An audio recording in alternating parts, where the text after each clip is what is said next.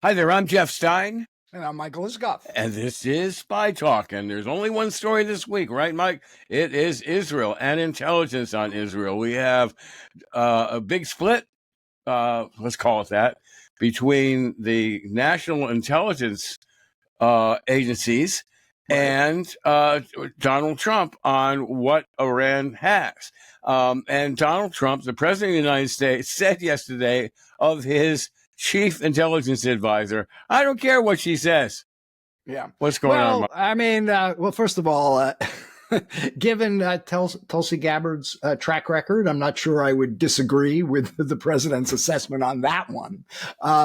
But look, I'm of two minds on this because it strikes me as a pretty close call on what the U.S. Should do here, or at least on what the intelligence is.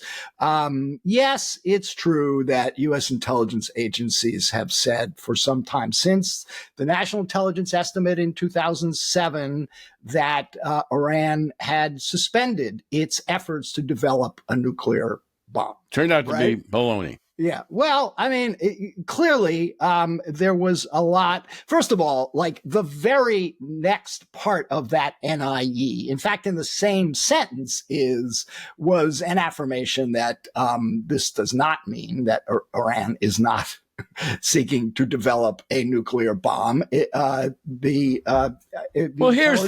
rub, Mike. They assessed that that there were enrichment activities going on, but you know what? They didn't even know about the Fordo facility when they wrote that NIE in 2007. So we should not sort of, purport to pretend that this was a gold-plated NIE.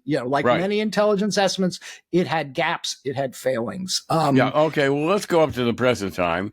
All right. And so in March, Tulsi Gabbard getting feed in from all the intelligence agencies. She's the titular head of all intelligence. So she's getting input from the NSA, from CIA. And we talked to a very former senior CIA official for a piece we wrote last week saying they are a couple of years away. Now, what seems to be confused here or combined is what we know Iran, what do we think Iran wants to do, and what's the actual state of their ability to make a bomb, and that's where the big discrepancy is. Right, and look, you have just like the week before the Israelis launched this attack on Iran, the IAEA, the International Atomic Energy Agency, assessed that Iran was in violation of proliferation agreements, right? That it was continuing to develop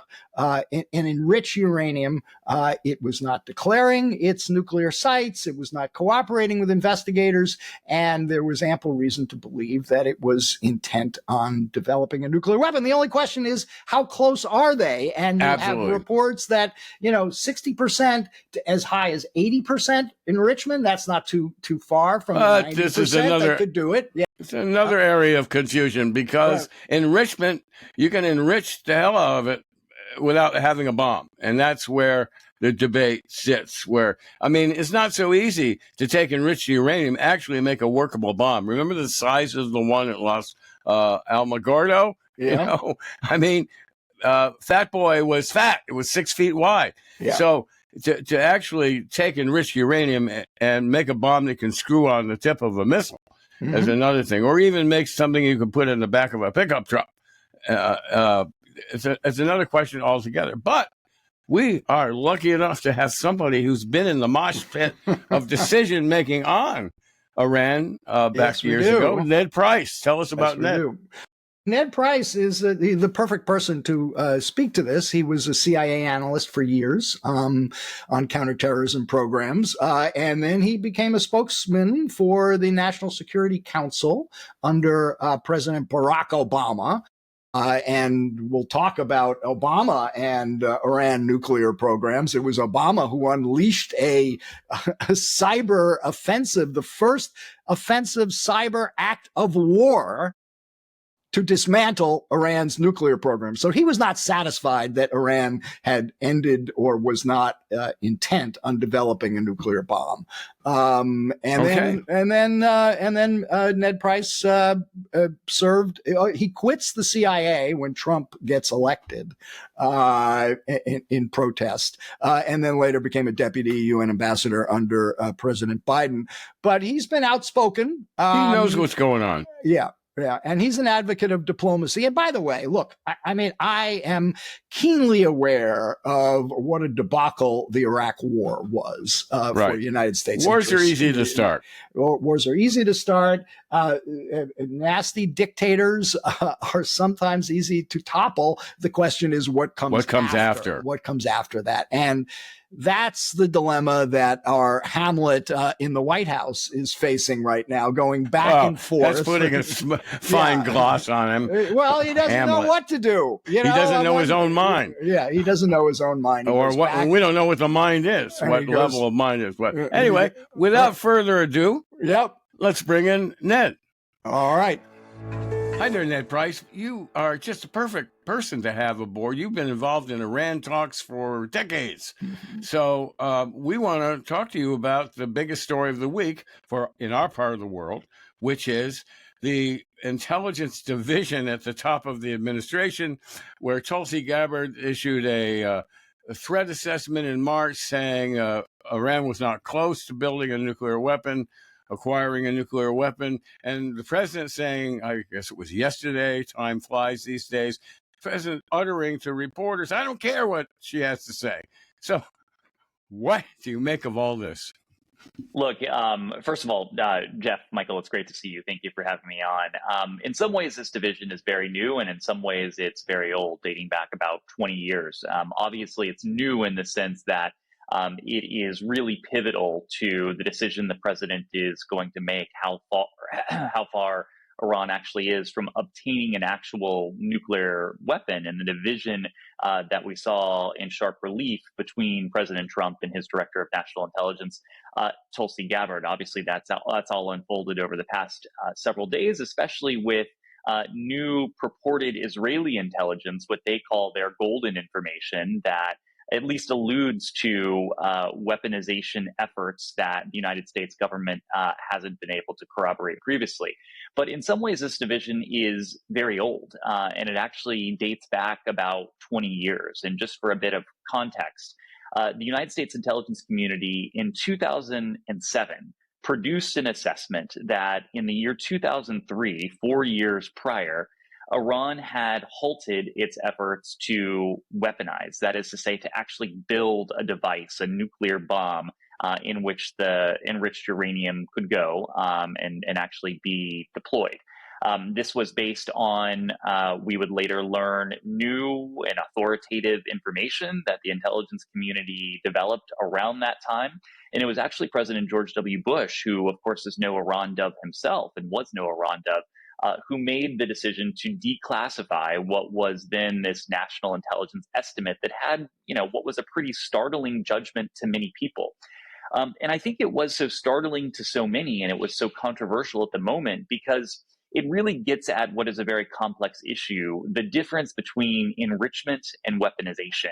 And of course, your listeners are familiar with it. Both of you are familiar with it, but it's the process of enriching uranium versus, again, putting that enriched uranium in a bomb or a device that can be delivered on a battlefield or in the course of war. And so even in 2007, almost 20 years ago now, when this assessment was first declassified, it was met with strong criticism and condemnation from Congress, from other stakeholders who did not find the assessment to be credible.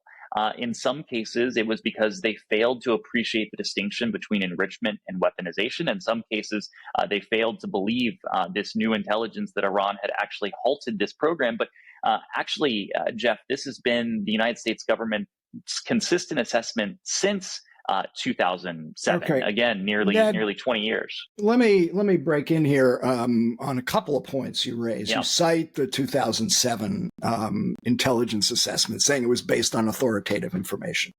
But the U.S. intelligence community at that point was completely unaware of the Fordo enrichment facility built under 250 feet deep in a mountain, clearly a massive project that one would not associate with a civilian nuclear program, right? And, I would point out that the president you work for, Barack Obama, unleashed the Stuxnet computer worm to dismantle the Iranian nuclear program. Several years after that assessment, clearly he was concerned. I'm watching myself very closely so that I don't nod or shake my head anyway. Clearly, the president that you worked for was deeply concerned, and by the way, did that with the Israelis. This was a joint U.S.-Israeli project. The CIA director, Michael Hayden, the former CIA director, said the president had crossed a Rubicon in unleashing for the first time in world history an offensive cyber attack on another country, all for the purpose of dismantling a nuclear program. If that assessment was so solid as you are suggesting, why would Barack Obama have gone to such lengths to attack the Iranian nuclear program many years ago? Yeah, so a couple things, Michael, you're absolutely right. That Fordo was not discovered prior to this 2007 assessment. But it is also notable that once it was discovered, once it was corroborated and confirmed, you know how it got out into the wild, into the public? It was Barack Obama, together with his French and British counterparts in Pittsburgh, Pennsylvania, of all places, in September of 2009, I recall, who went out and sort of did this dramatic presentation with this dramatic flourish to make clear that Iran had this secret, covert enrichment facility. But again, this was an enrichment facility. I have not heard anyone credibly claim that Fordo was about anything other than enrichment, namely weaponization. Do you really believe that? Do you really believe they would have built this giant project hundreds of feet under a mountain, obviously would have cost enormous amounts of money to keep it from being attacked because they simply wanted a civilian nuclear program? And by the way, the U.S. intelligence community assessment is much more nuanced than that. I'm reading now from what Gabbard said in March of this year, when she reaffirmed the previous decision, but then she went on to say, in the past year, we've seen an erosion of a decades-long taboo on Iran on discussing nuclear weapons in public, likely emboldening nuclear weapons advocates within Iran's decision-making. Iran's enriched uranium stockpile is at its highest levels and is unprecedented for a state without nuclear weapons. Yeah.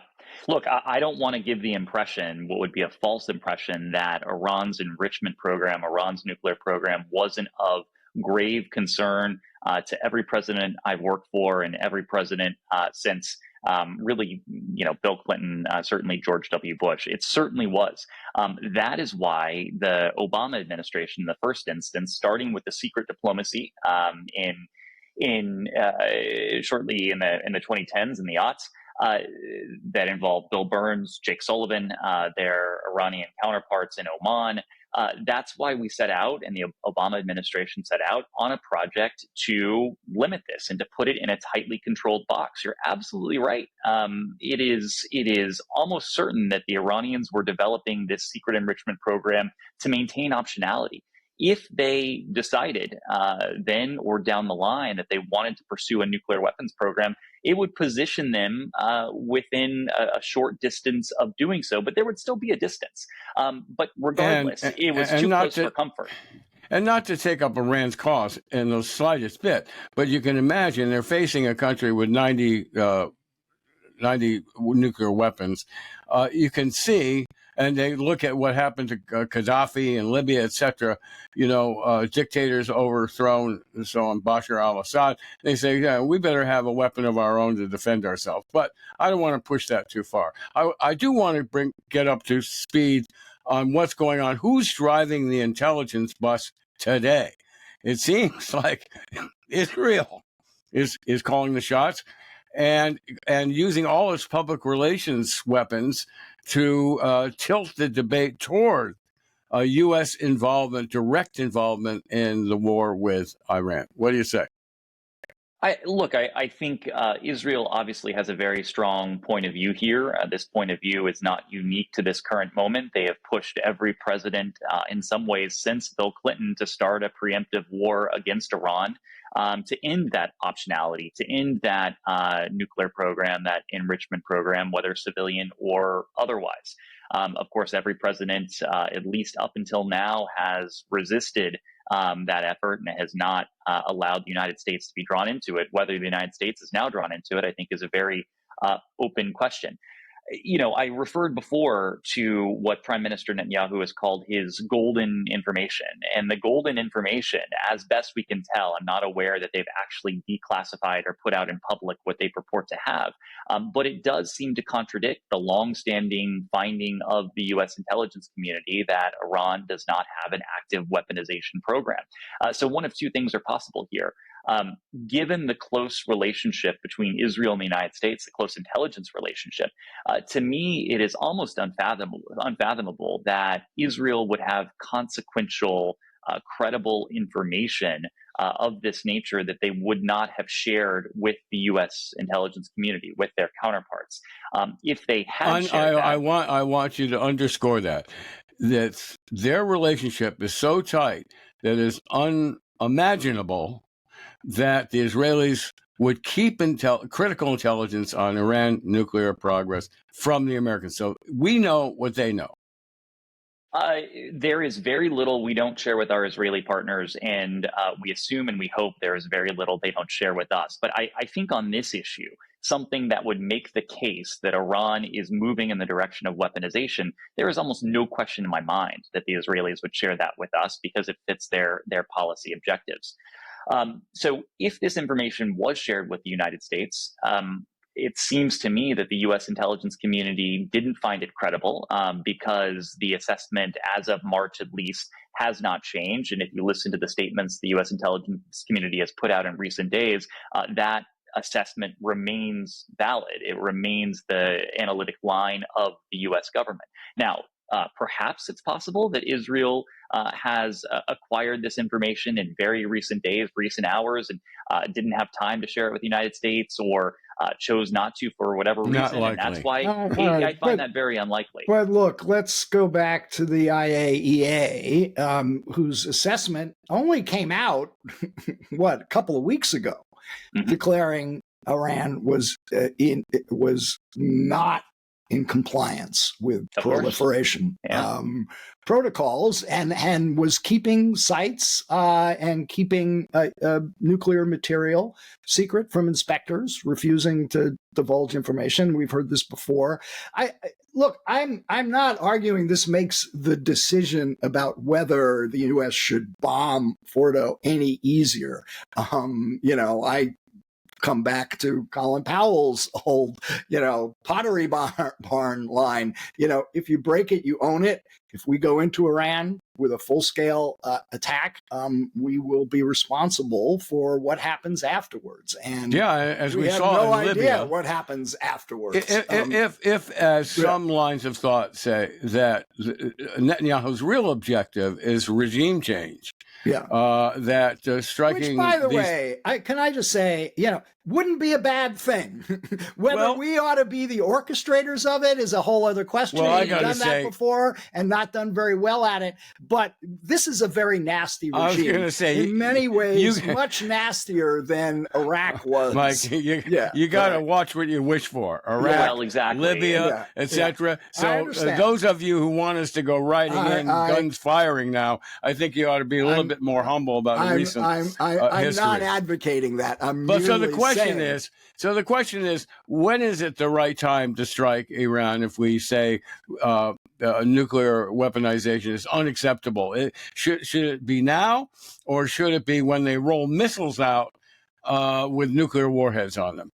Yeah. So a couple things. Number one, I think there are several points of commonality that we can all agree on. Number one, just as President Trump has said, President Biden said, President Obama said, President George W. Bush has said, Iran cannot, must not ever have a nuclear weapon. Where various people disagree, and I think reasonable people can disagree on this front, is how best to do that. And that's what we're talking about now, tactics rather than objectives. Number two, I would hope we would all agree that even though we all find this regime deeply unsavory, troubling, and we condemn its egregious excesses, including towards its own people in terms of their human rights and their freedoms, regime change imposed by the outside has never turned out well, certainly has never turned out well for us. If the Iranian people want to make a change, that is absolutely their right, and we would certainly understand their desire to do so. But regime change at the barrel of a gun is not something that I think the United States wants to continue, given our track record over the past 20 years and in other contexts as well. So the question then is if and when to go after this nuclear program militarily.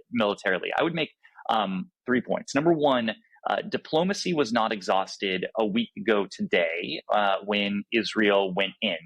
To their credit, the Trump administration has, I think, demonstrated a willingness to sit down with adversaries and to engage in diplomacy with adversaries. We tend not to, we don't, diplomacy was made for our adversaries in many ways. It's not something that we need to engage in as concertedly with our allies because we often see eye to eye. So I applauded the fact that they were doing that, and those talks were ongoing. And in fact, Steve Witkoff was supposed to meet with his with the Iranian foreign minister just a couple days after the Israelis began this operation. A related point, diplomacy is still an option. It has not run its course. I think it's much harder now, and the Iranians are maintaining a public hard line that they won't engage in talks while the Israelis are bombing. But it's not impossible that we could see discussions ongoing. And in fact, there are some reports that Steve Witkoff has continued those discussions. Two other points. So let me just insert this. If I understand what you're saying, is that the enemy is Iranian nuclear weapons, or weaponization. The enemy is not the Iranians, no matter how distasteful they are to us and annoying and a threat to us by using its proxies, the Houthis and so on. But our enemy is the nuclear weaponization, not the Iranian regime. Look, that is absolutely my view, that we should aim our efforts at ensuring the objective that every president, including Donald Trump, has said: Iran must not obtain a nuclear weapon. And our efforts in terms of the diplomacy and in terms of the credible military threat that presidents since George W. Bush have developed, that would be aimed at Iran's nuclear program. We have never talked about this in the context of regime change. Now, what Israel wants and whether their end game may be different from ours, I couldn't say. I think there are credible indications they may want a regime change program rather than just an operation aimed squarely at Iran's nuclear and ballistic missile and military infrastructure. But I couldn't tell you that for sure. Now, I'm sorry. Go ahead. Finish your thought, and then I have a question. Two other very quick points. Diplomacy was not exhausted. Number two, only diplomacy can permanently and verifiably ensure that Iran never obtains a nuclear weapon. And my concern is that if we do go after this militarily, Iran in the aftermath, whether that's in the coming months or coming years or coming decades, will have every incentive to turbocharge their efforts to reconstitute a covert clandestine nuclear program that will be even more heavily fortified than the kinds of things we're seeing buried deep in Fordo today. And then, look, number three. Some would argue the horse has already left the barn on that one. Given the Israeli attack, they've got every incentive in the world to accelerate its nuclear program at this point to the extent that they can, right? Well, but that's exactly my point, Michael. So if we only go after this militarily, we're just going to incentivize them to do this more covertly and more stealthily. If we actually take a diplomatic approach and we once again have some sort of deal, imagine this, if there were ever some sort of deal that could permanently and verifiably put Iran's nuclear program in a box and ensure that they didn't, that they weren't able to acquire a nuclear weapon, that would be a good thing. Very quickly, just number three, diplomacy is not exhausted. Only diplomacy can ensure that this is permanent and verifiable. And if we go the military route, number 3, it puts a target on the backs of the 40,000 American service members who are in the region, the thousands of American diplomats who are in our embassies and diplomatic posts in the region, and the hundreds of thousands of Americans, private American citizens who are in the region in what would be a needless war. Because again, the military option does not get us ultimately what we want, and that's a permanent way out of this nuclear challenge. So you have criticized Trump during his first term for, abandoning the nuclear agreement that was signed under Obama with Iran. But a major criticism of that agreement was, while it did address the nuclear program, it did not address Iran's other malign activity in the region, which, when you look at it in, especially over the last few years, the arming and funding of Hamas for its attack on Israel on October 7th, the arming and funding of the Houthis with their, missile attacks on ship lanes. I mean, there's a lot, not to mention Hezbollah, which, the Israelis have crippled at this point. But, there was a lot of really nasty stuff that the Iranians were doing, including shooting missiles at our bases and our troops in Iraq, they killed 3 soldiers last year in Jordan with a attack. So, this gets to, even if you had the agreement with the nuclear program, it would not stop a lot of what Iran is doing that, is counter to our interests. Yeah, look, two points on that. Number one, if in 2014, 2015, or before or ever since, the United States were able to seal a deal that would have said, number one, Iran can't have a nuclear weapon. Number 2, Iran can have a ballistic missile program. Number 3, Iran has to treat its citizens the right way. Number 4, Iran has to stop funding proxies throughout the region. And number 5, Iran has to turn itself into a Jeffersonian democracy. Of course, we would have jumped at that. Diplomacy is the art of the possible. It's not precisely everything you want. Point number 2, the nuclear deal was aimed at the nuclear program. And Iran with a nuclear weapon, or on the very cusp of a nuclear weapon, already with some of that deterrent capability, every single challenge you mentioned would be hypercharged. They would have a sense of invincibility far beyond what they felt, let's say, prior to October 7th, because Iran has been taken down a notch or two since then.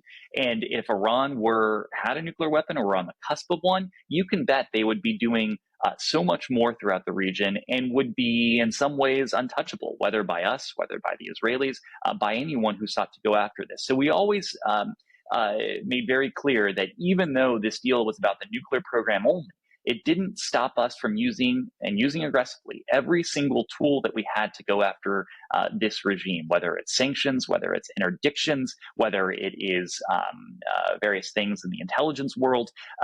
We have used that toolkit to go after them, even if we haven't been able to degrade their capabilities as much as we like, or even if we had not, because again, since October 7th, Iran is far weakened. Its proxies have been diminished. Hezbollah has been decapitated. Hamas is essentially decimated. The Shia militias have been neutered in many ways. The Quds force has been diminished as well. So Iran today is not the Iran of 2023. I have to go back to, right you are. They've been really taken down a notch, as you say, and more. Quds Force commanders have been assassinated. And this should be, we used to say the worst job in the world was to be Al-Qaeda's number 2, Yeah. You don't want to be number 2 in the Quds Force because you got a target on your back. I think it was the Al-Qaeda number 3 position that was probably even more or even riskier. I want to go back to the national security decision-making in the Trump administration right now. We hang on a hinge, a historic hinge of whether we're going to be deeply involved in a war, et cetera, et cetera. And the reports I'm reading of decision-making is that, that Pete Hegseth and John Radcliffe and Tulsi Gabbard, the top titular heads of national security organs are not really in the picture. That General Kurilla, calls the gorilla, is formulating policy in the Middle East, etc. I mean, whether one agrees with the Obama policies or not, we knew who was in charge, and we knew that the people holding those positions had vast credentials and experience upon which to make rational decisions about our foreign policy, military policy. But right now, doesn't this give you pause that we can't be comfortable and who's calling the shots here? I think in some ways we can almost set aside the vanquish, the vaunted institutional experience and reputations that people bring to the table. What worries me more about the current moment is that there doesn't seem to be the sort of inclusive, deliberative process that brings the various voices representing the departments and agencies across the national security and foreign policy realm into the Situation Room to give the president their best advice. You're referring to the fact, Jeff, that Pete Hegseth is apparently on the outs. Not saying that's necessarily a bad thing. You're referring to the fact that Tulsi Gabbard is reportedly on the outs. Maybe that's a bad thing. Maybe it's not. I don't know. But it is pretty remarkable if you've looked at the reporting over the past couple of days, which I know you have, that apparently the only way the president's director of national intelligence thinks that she can influence his decision-making process and steer the broader dialogue is by releasing a cryptic video regarding the risk that the global elites pose to nuclear annihilation. And who was she talking about with these global warmongers, global elite warmongers? Was she? I guess she was directing at Democrats, and suddenly it's boomeranging onto the man she works for. Well, I don't know about you, but when I first saw that video, I thought, oh, this is more the same Tulsi Gabbard who was warning about our support for Ukraine and that our support for Ukraine and the security assistance that we're providing is going to goad the Russians into some sort of nuclear deployment, which would then lead to nuclear annihilation.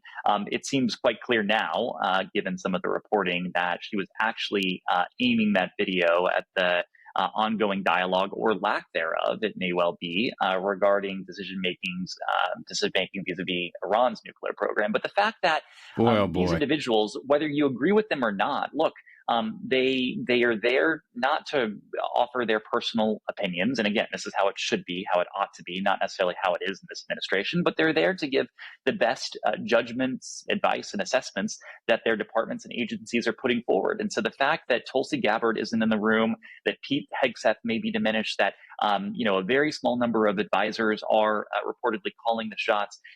President Trump and his small team, they are missing the institutional perspectives that our foreign policy establishment bring to bear. And they're hearing, it seems, from voices who may come at this with a predisposed opinion about what we should do or should not do when it comes to Iran. So, Ned, having been in the thick of decision-making on these sorts of national security issues for many years, what's your gut about what Trump's going to do here? Look, it's hard to say, and every time I'm confident one way or another, he'll say something that lessens my confidence. I think if I had to say today, I think we've seen plenty of data points to indicate that he has made a decision to go forward. According to the Wall Street Journal, at least, he hasn't given that final order yet. He's sort of waiting to see how things play out. But that somewhat strange post on Twitter by J.D. Vance making the case that the president deserves trust on this issue. The same president who got us here, I think, by tearing up the nuclear deal in 2018, and we should give him the decision-making space to make the decision that he feels is right for the United States. The fact that, President Trump has stated very clearly that Iran has made a huge mistake, the fact that he has made other foreboding statements along those lines, I think all of those data points, at least for right now, and we should say we're talking on Thursday, June 19th, point in the direction of the United States using this capability against Fordo. Now, I think ultimately President Trump wants to be for whatever goes well or whatever will be popular. And so if he's got his finger to the wind. Exactly. And so it could all change. And I think there's one big wild card. If there is any sort of last-ditch Hail Mary diplomatic process, and the Euros, the so-called E3, are engaged in this right now, whether the Iranians actually come back to the table in a way that is enticing to the Trump administration. Look, I actually do think President Trump would like a way out of this that he could label as a gigantic success without having to get militarily involved. I am skeptical the Iranians will give him that, however, unfortunately. I'll go out on a limb and say he flinches in the end and does not do it. Let the Israelis go at it, do as much as they can, and then urge them to, call it quits and declare victory and get out. But anyway, one of us will be right. That's right. In the next 100% week or so, by the time we gather next week for the SpyTalk podcast, we may be looking at an entirely different world. Hopefully a safer one. I got one last question for Ned. Yeah. All right. I looked up your 2017 op-ed in the Washington Post when you quit the CIA in protest over you weren't going to work for President Donald Trump in his first term.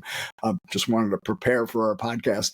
And you wrote then, to be clear, my decision had nothing to do with politics, and I would have been proud to again work under a Republican administration open to intelligence analysis. I served with conviction under President Bush, some of whose policies I also found troubling, and I took part in programs that the Obama administration criticized and ended. What were those programs? Look, this is all public now, but I started at CIA in 2006, and this was still in the somewhat immediate aftermath of 9/11. That was certainly the mentality of the intelligence community at the time, and I was a terrorism analyst, and I was working for the Counterterrorism Center, which reported through the Directorate of Operations, which then became the National Clandestine Service and is now back in the other direction. So there still was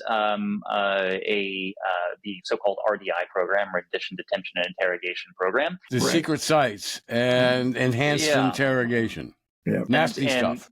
And there were things going on then that, I think as a 22-year-old, I looking back now as a 42-year-old, I wish I had more perspective to, think in terms of what not only what could we do, but what should we be doing. And, with experience in government, with that perspective, I hope I would have had a different approach to those issues back then. But those were issues that I was exposed to, and some of the issues that my work ultimately did touch.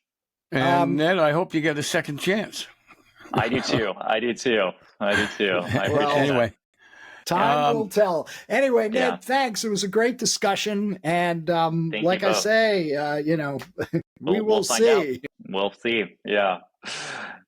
Thanks a lot. Thanks so much for joining us, Ned. It's been great. Thank you. Happy to do it. Good to see you both. And that's it for this week's SpyTalk. Be sure to check out our complete podcast archive on Apple or wherever you get your podcasts. And if you haven't already, do check out the SpyTalk.co news site on Substack, where we offer a steady diet of scoops and original analyses on the intersection of intelligence, foreign policy, and military operations. Just Google SpyTalk and you'll quickly find your way there. This edition of the SpyTalk podcast was smoothly produced, as always, by Kanai and edited by Molly Hockey for MSW Media. And so that's it for now. See you next week. I'm Jeff Stein. And I'm Michael Isikoff. See you around.